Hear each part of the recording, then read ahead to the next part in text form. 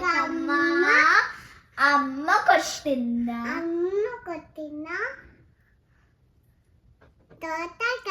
తోటకెళ్ళావా పండు తెచ్చావా గుట్లో పెట్టావా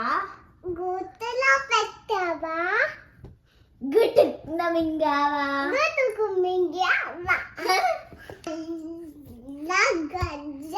కంకణం అమ్మ వేగు వెలగా ముగ్గ కాదు పువ్వు కాదు కాలు తీసి కడవ పెట్టు.